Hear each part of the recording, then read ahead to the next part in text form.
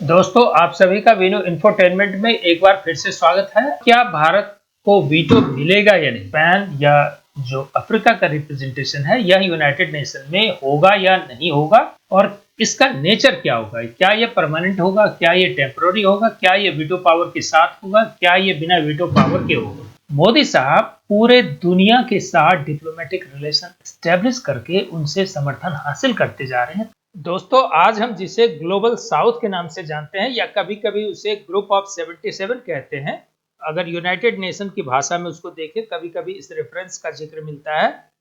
और अगर modern terminology में इसको कैसे उपयोग किया जाता है, तो आज इसके पास 134 कंट्रीज हैं।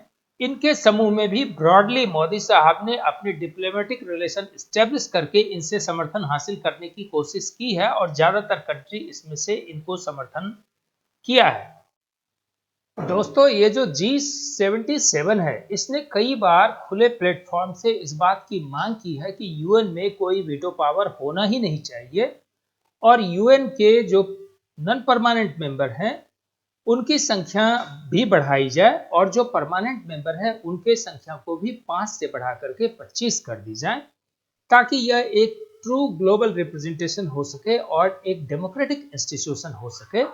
और अगर वीटो पावर देना हो तो वीटो पावर वाले कंट्री की संख्या भी 5 से बढ़ा करके कम से कम 10 कर दी जाए।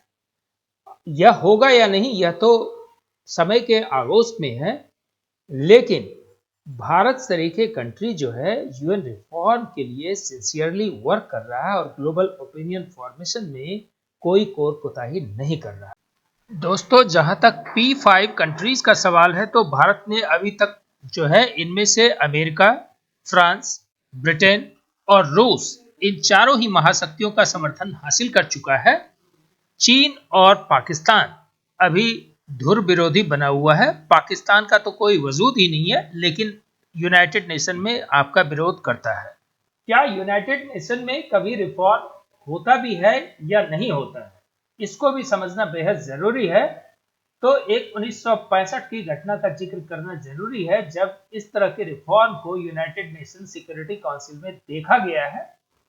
इसीलिए यह उम्मीद लगाई जा सकती है कि आज न कल जब ग्लोबल प्रेशर पड़ेगा तो यूएन को ग्लोबल डिमांड के हिसाब से अपने को चेंज करना ही पड़ेगा, और इसका जो कंपोजिशन है उसको बदलना ही पड़ेगा, क्योंकि दुनिया के ज्यादातर देश अभी इसमें अनरिप्रेजेंटेड हैं और अफ्रीका तो पूरे का पूरे तरह से अनरिप्रेजेंटेड है। तो आइए हम जानते हैं कि ये 1965 का रिफॉर्म जो था वो क्या था और वो कैसे शुरू की गई थी, फल या परिणाम क्या निकले।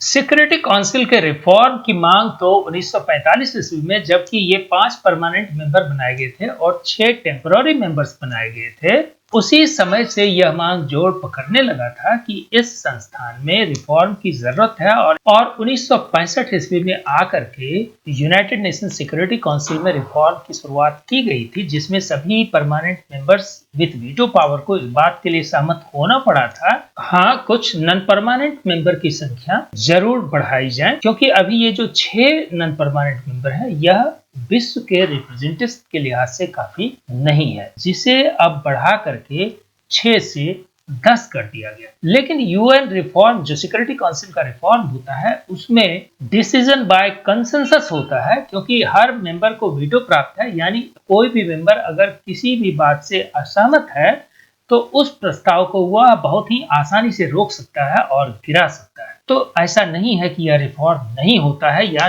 नहीं हो सकता है, लेकिन एक तरह से रूढ़िवादी विचारधाराओं का समूह बन चुका है यूएन, क्योंकि वहां पे रिफॉर्म जो है वो एक प्रोग्रेसिव आइडिया को रिप्रेजेंट करता है, लेकिन कोई भी शक्ति अपनी पावर को नहीं छोड़ना चाहता है।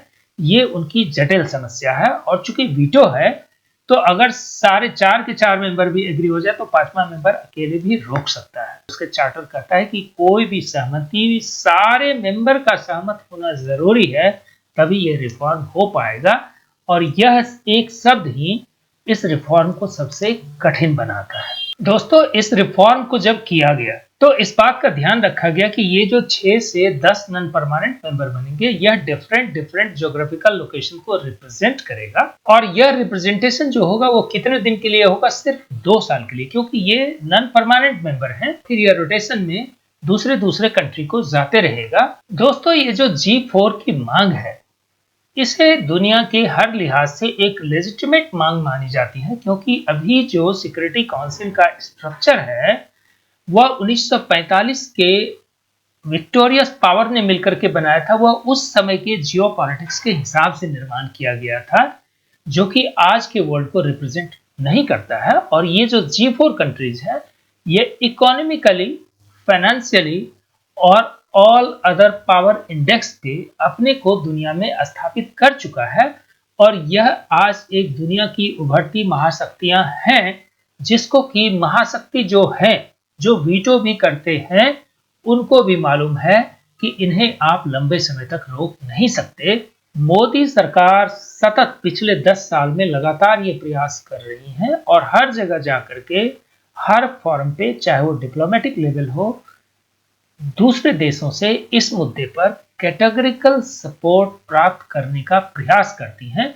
और उनके राष्ट्राध्यक्षों को जब अपने देश में आता है तो इस मुद्दे पर एक स्टेटमेंट जरूर देना पड़ता है, ताकि एक ग्लोबल ओपिनियन बन सके। चीन यही अड़ंगा लगाता है कि अगर ये एक्सपेंशन हो तो पाकिस्तान को भी मेंबर बनाया, जबकि पाकिस्तान ना तो फाइनेंशियल पावर है, ना मिलिट्री पावर है और ना ही इकोनॉमिक पावर है।